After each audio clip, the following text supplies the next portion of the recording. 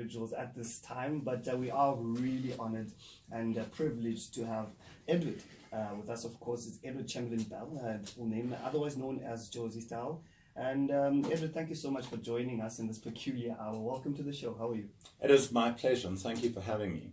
It's a witching hour, so all sorts of magic, good and bad, can happen. All right, so for those South Africans who've been living under a rock, please tell us about Edward. Who's Edward, and how did you get to this? You actually get paid to be part of this. I'm sure it's frantic. What kind of person does it take to be a South African, successful South African blogger? I think being authentic is most important. A lot of people want to get into blogging because they think that they're going to get lots of freebies and goodie bags, which unfortunately is not always the case. So you have to be passionate about the topics that you are writing about.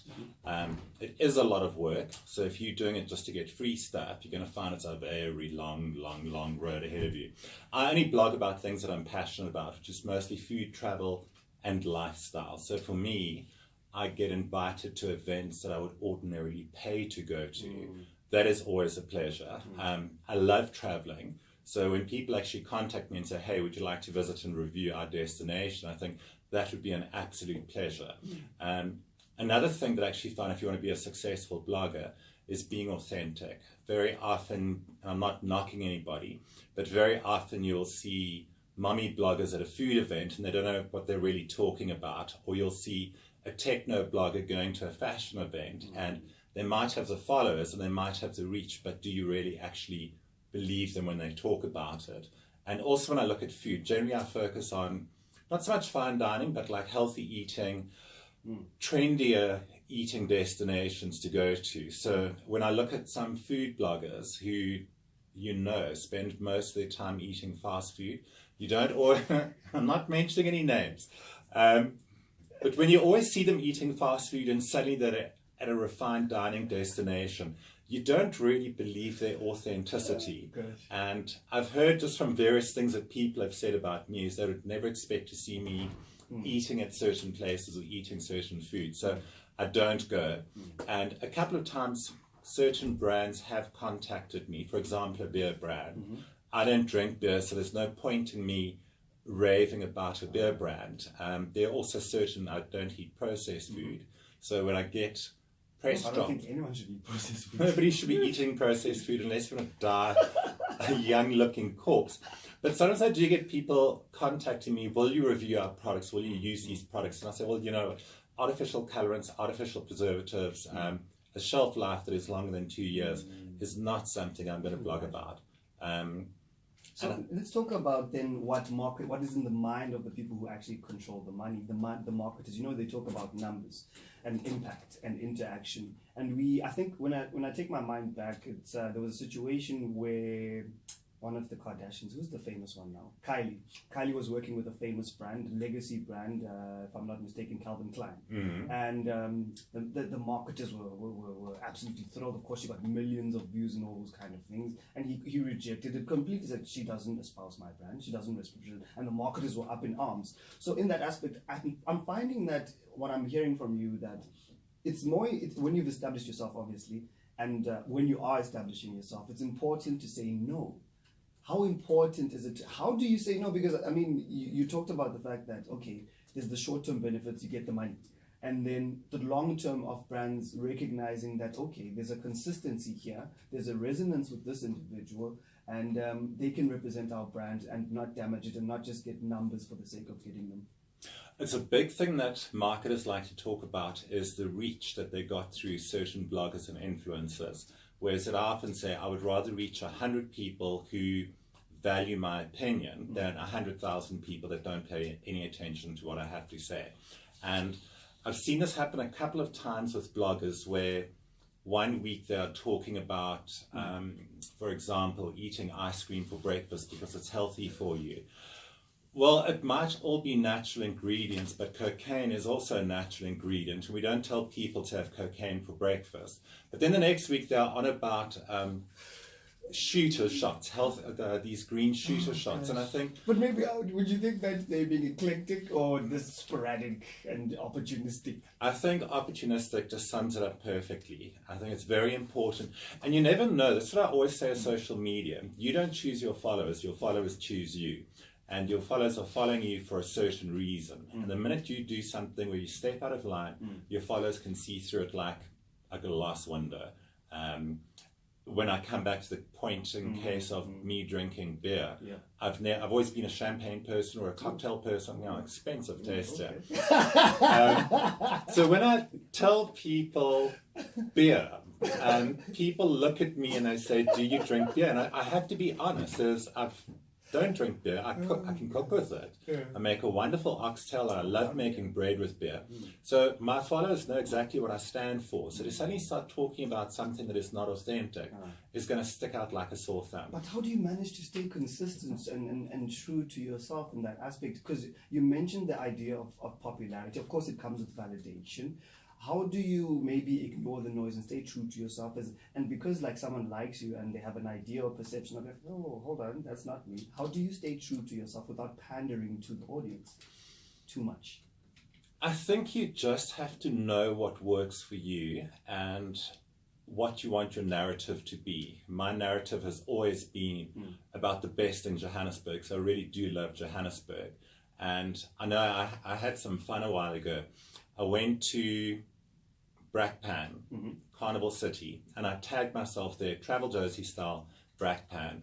And a couple of my friends said, "You can't do that because it's beneath you." And I said, "I can do whatever I want because it was a really great event at Carnival City." A couple of weeks later, I went to the Good Food and Wine Show, the Soweto Food and Wine Show. And I'll never forget the look on my colleagues' faces when I just asked them, like, what is the quickest route to get to Soweto? And they looked at me and they said, "Aren't you scared you're going to be hijacked or mugged?" And I said, the thought hadn't actually crossed my mind, but I'm going to the Soweto Food Festival. What really impressed me the most is the amount of artisanal products that I found. I mean, I was expecting papa, mahodu, and walkie-talkies. Basic generic African traditional foods. Yeah, the cliches that we always read about. And they've really incredible food, artisanal products, organic produce as well. So when I raved about it, I was being very sincere. It was the best that I could have found. But then my friend said, "You JoziStyle, you can't go to Soweto." And I said, well, Soweto is part of Johannesburg and I'm going to cover everything. And I like to think that the one thing I've managed to accomplish in my blog is I can go from Soweto to the Saxon to Sun City. I'll feature the best of everything in those various areas. And there's a consistent narrative. I'm focusing on the better side of Johannesburg. So I don't do the mundane and I don't do the ordinary, but I do like to think that I can go everywhere. And something else that I found interesting is I've never seen myself as being a white blogger. I always thought my readers were middle-aged white women. And then one day I was looking at my statistics and it turned out that most of my readers are male. Most of them are in Sandton or Cape Town, so I figured they're either affluent or aspirational. But then when I looked at demographics in the areas where they lived, they were black, white, colored, Indian, Chinese. And I thought I really liked the fact that somehow I've cracked that multicultural pot of appealing to all sorts of nationalities. Even if you look at the European languages like the Portuguese, the Italian, the Dutch, I love the fact that I'm multicultural. But somebody was telling me JoziStyle is a very clever word because white people don't use the word Jozi. Not at all. Well, it depends which white people you're around. Well, I'm a white person and I call it Jozi. But they said black people call Johannesburg Jozi and white people call it Joburg. And I said, I hate Joburg because, well, I hate the word Joburg because I hate abbreviations. But I just love that word JoziStyle and it just rang. So, and then also taking it one step further, a lot of times when people meet me, they'll say, with a name like Jozi, we expected you to be a girl. And I thought, where do you come up with this? But I think, oh, well, to each, I don't really care what people think, so long as they're paying attention to what I'm doing, they're visiting my blog. If you've just joined us, it's an absolute pleasure. We're sitting with the one person who knows Johannesburg possibly better than most people, and other parts of Johannesburg better than those people who've been here. We're speaking with Edward, of course, better known as JoziStyle. Full name, Edward Chamberlain-Bell. Sounds so formal. It's very much a dynasty sort of name. Sounds like it. It's when we got married, my husband was Chamberlain and I was Bell, and we couldn't decide if we should take either or name. And because he made the assumption that I was going to be a Chamberlain, I just said, why don't we go Chamberlain-Bell? And the ironic thing is people were never able to get my name correct in the first place. It was, Andrew is always Charles, Philip, any of the royal names, Charles, Andrew, Philip, even Anne, Margaret, whatever. The Deb, and then people could never spell Bell. Really? I always have to tell people it's church bell. But I think with Afrikaans people, Bell is one L. Yes. And also it sounds like Nell. The minute we added the Chamberlain, Edward Chamberlain-Bell, I've never had to spell my name or repeat myself. And the bonus is whenever I go to a media event, it's the longest name on the list. So I never have to look through that list for everything. It's the longest name on the list. Oh, you can see, if you've just joined us, of course, he's got an infectious personality. We could talk about this for a long period of time, but we do need to get into exactly what is hot and what is happening. For those of us who still do have a bit of pocket change left, but we are going into the weekend. It's payday. Hopefully people will be much safer in their excursions. Can you tell us a bit more where exactly we could wine, dine? What is happening this weekend? There is 3 restaurants that I'm really very fond of at the moment. The first one that I want to recommend is that people go and visit the Marshall. It's in Marshalltown in the CBD. And the reason why I recommend it, A, their food is incredible. It is reasonably priced. It's got a nice little gastropub vibe without being too trendy. But this is my point that I want to make with people. Very often we go to destination restaurants. Most of the great restaurants we go to are often opposite an exclusive bookstore, a parking lot in a shopping mall. And we have this misconception that it is not safe for us to go into the CBD. You go down into Marshalltown. It's in a Fair City hotel. The restaurant is called the Marshall. It is just the most incredible restaurant to go to. And what I love about it is there are no billboards outside. The streets, hands up to Joburg City Council, those streets, those pavements are immaculate, the trees are well groomed, there's no posters, there's no signage, just like a really quaint street to go to. Aesthetically pleasing. Aesthetically pleasing. And I mean, I've got nothing against exclusive books, but every time I go to a restaurant, wherever I'm sitting and I look outside the restaurant doors, there's an exclusive books, or if I look to the other side, you're on a parking lot. So does that correlation, is it a stereotype or is it ineffective? Does it, when you're eating and you're having a wonderful meal, you're chit-chatting, does it cross your mind to buy a book?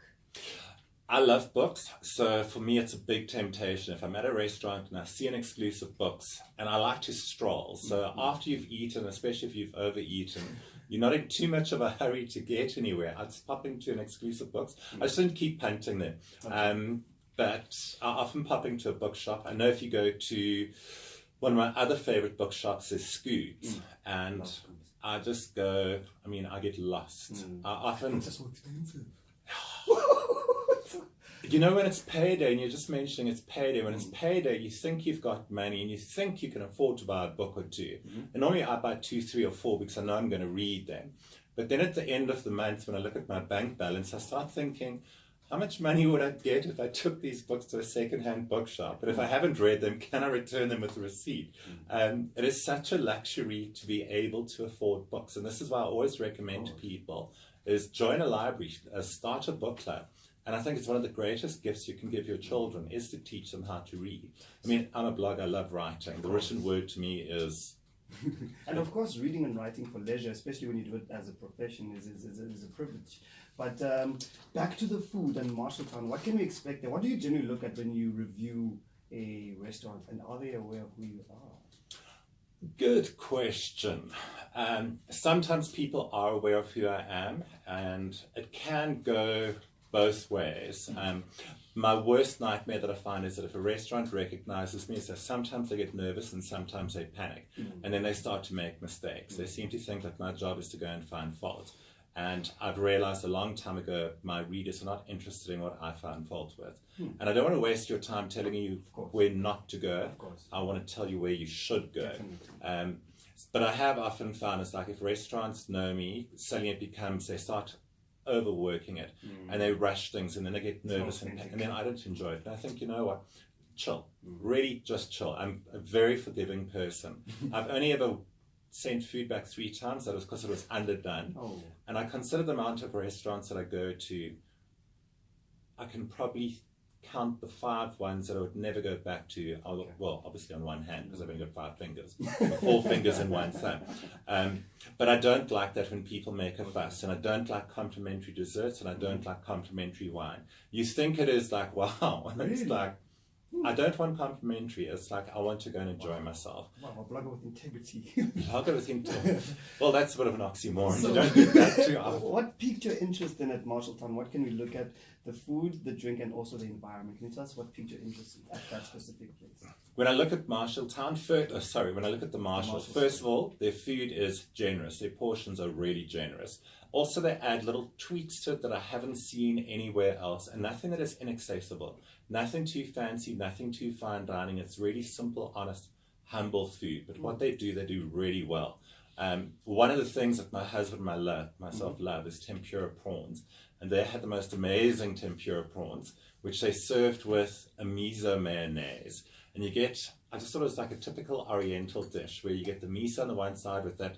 And I love that Chinese, Japanese mayonnaise. It's got like a very sweet, neutral creaminess. I'm going to sound so smart. I'm taking notes here. Are you taking? I'm going to be looking so elegant. I'm going to be the best date ever. Well, go onto my blog, JoziStyle, and you can copy all the notes.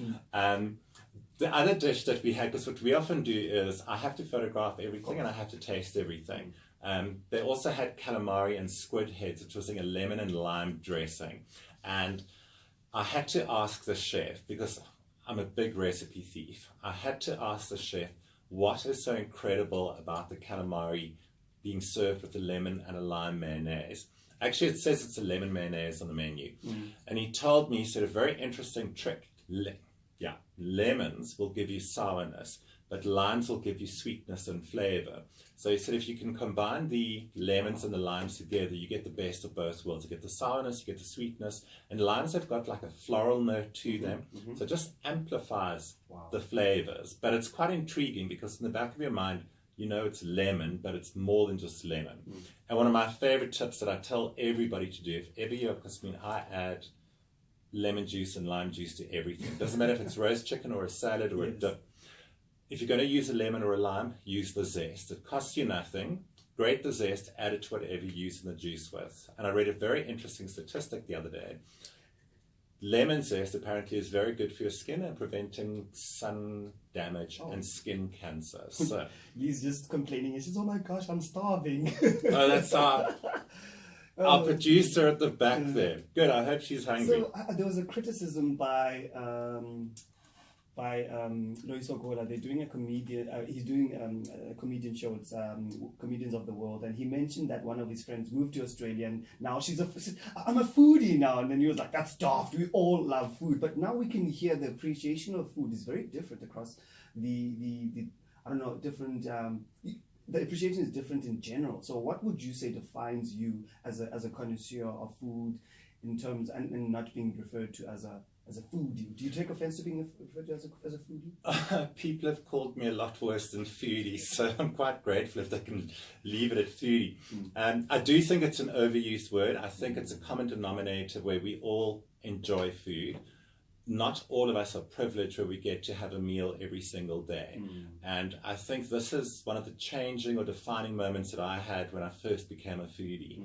And I'm using air apostrophes there, is I found a lot of foodie bloggers would complain about everything. Nothing was ever to their satisfaction. And they were getting lots of free meals, and we all get lots of free meals, and that's great, but nothing was ever to their satisfaction.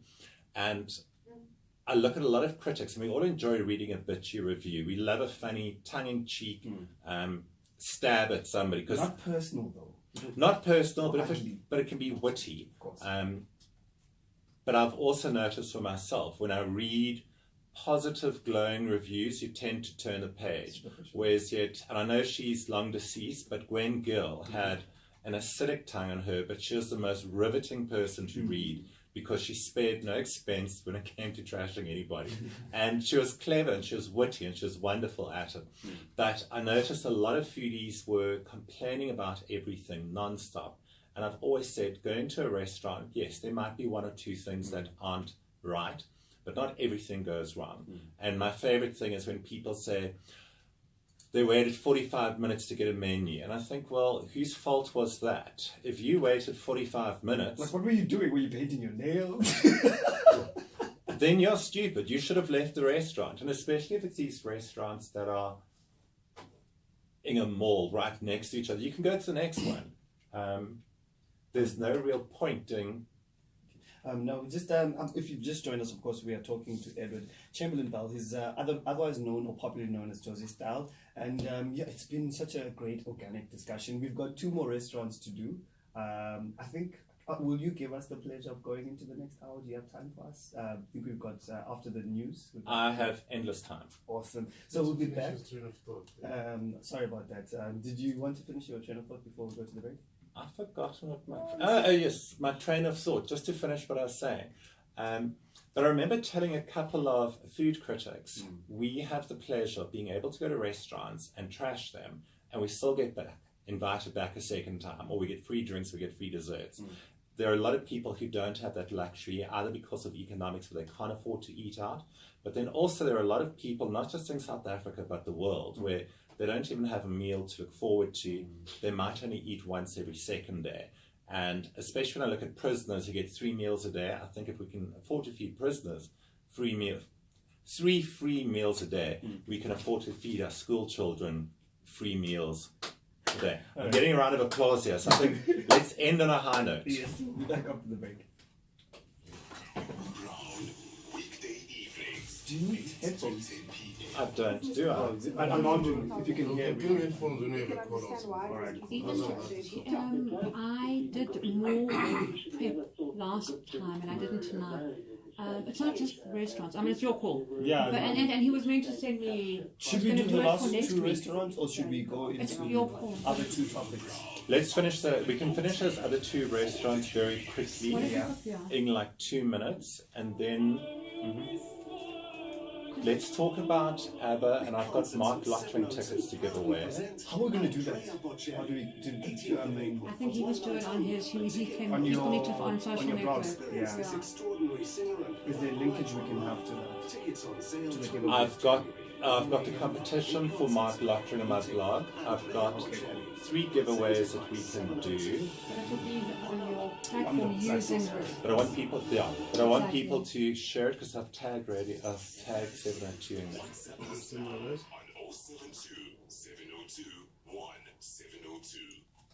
It is 2 a.m. and time for your latest Eyewitness News.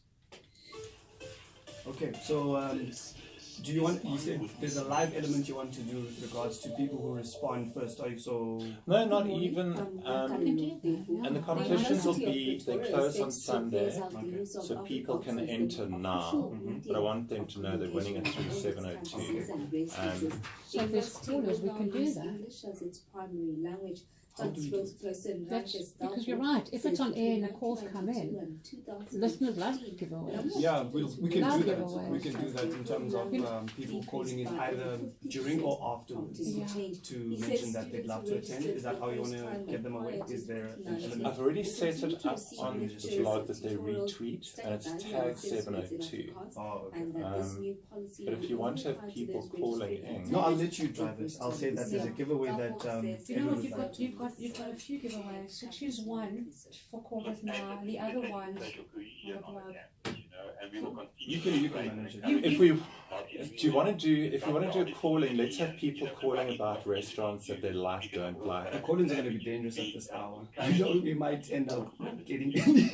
Anyway, the thing is, what I want to say is that so when he's covering this, and it's not just it's restaurants, lifestyle, leisure shows, entertainment. The issue now is that we need to have a balance of what we're going to do now. And that's why, How much more time do we have? So he was naughty. He meant to send it to me, but 30 is do you need 30 or 20? Let's do 30 because then we can finish off those two. Okay, We can do the giveaway, and then I've got a cake that I've brought into studio that we can talk about because we are going to be. Okay, just for ourselves to apportion the times, do you want to put that maybe for 10 minutes for each of those? 10. Done So deal. for next time, just send me those 5 categories so we know it's lifestyle, it's what's hot shows, what food, trends, spas, whatever. I'm so sorry. Does that make sense? But, That makes sense. It's also because my data ran out while I was it's prepping fine, everything. I just wanted to come because I didn't write it there, just to say. Yeah. It's lifestyle and leisure. It's Mozart's what's hot. birthday is the 27th, so today is the 25th. Why don't you write it on a piece of paper? Whatever you're doing, your food shows. I've got on my phone. I tend to get Otherwise, or we could just- overindulgent. I'm so or we could sorry just if I'm put generic. stretching you. in different No. directions. You know what? I also tend to talk, so Mozart's birthday. That's quite important. I like that. I was actually talking about classical music before you came on. Mozart's birthday, 27. I was trying to think of a song. The Eurythmics sing a song I love to listen to Beethoven. That's our song of the day. But the only thing decent about Mozart was Rock Me Amadeus, which is quite a cheesy song. Rock Me Amadeus, Rock Me Well, is the one by the Eurythmics, is it upbeat? Is it related to Friday? What's the name of it? Sorry? I love to Listen to Beethoven. It's kind of artsy poppy. We are playing it. I love Play it. And that might actually be a nice segue to say we couldn't find any decent Mozart songs. We're going with Eurythmics. I can't hate the classic music sound, but it's fine. It's perfect. Don't worry about it. I mean, it's Or you can ask me, are there any songs that I know just about your song Mozart? suggestion at the end. And then I can say there's Rock Me Amadeus, which I can't stand, so let's go with the Eurythmics Beethoven. We did that once. I forget what song it was. I used to be on radio today, and we chose a really cheesy song, and we just played 2 seconds, and I said, nah, nobody wants to hear that, so we stopped and we played something else. I'll crash those 2 restaurants very quickly, and then you can say, I see you've brought cake from Chateau Gâteau. Okay, so let me write that down actually, because I know I'm going to get lost in the excitement.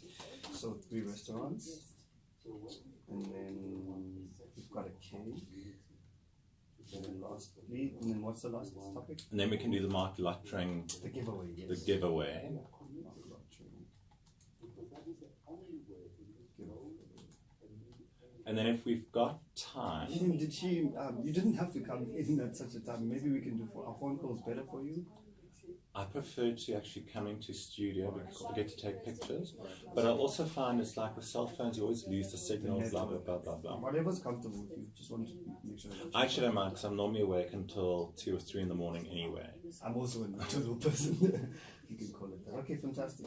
We just got the balance, and then we'll just wrap up the Marshall.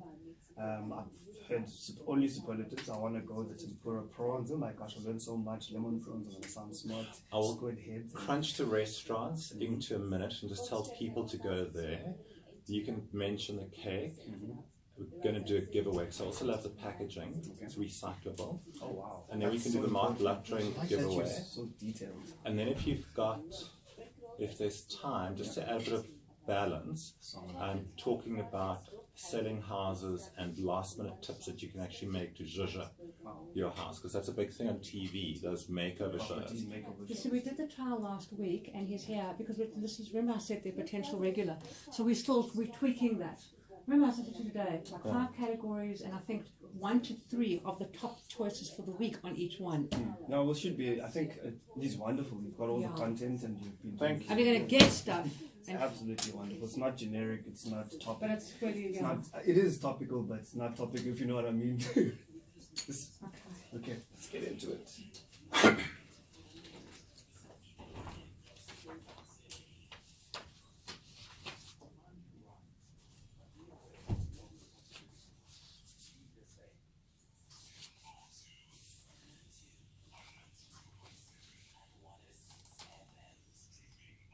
What time do you finish? 4 a.m. Then back to my day job. What is your day job? I'm in digital. Are you also in digital? All right, we're back with you. Of course, if you've just joined us, we're getting the tips about what to eat, where to go, and who to know. We're with, of course, Edward Chamberlain-Bell, an award-winning blogger. Who awards-winning blogger? Where did the awards come from, Edward? It was from the Elance blogging community, and that was such a long time ago. And I've just been shortlisted.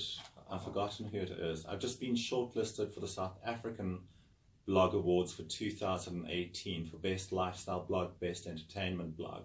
And I honestly wish I could tell people to go and vote for me, but voting has closed. And now we've got to wait until the 1st of February to find out if I won, which one of those I won. Honestly, I've never been a big award person. When I look at things like an award-winning restaurant, an award-winning wine, I think every time you put something on a pedestal, you sort of detract from the talent that is out there. And I think having a title is just a title. So, but anyhow, I did win an award, and I don't mind sharing it. Of course, Edward is better known as JoziStyle. If you missed it, we were talking about a lovely restaurant in Marshalltown called The Marshall. It's quite quaint. He explained all the intricacies about it, and the tempura prawns and the lemon mayonnaise. I feel like I was there. And we were just finishing up on the review of that restaurant, and we're going to do 2 more. Can you please indulge us?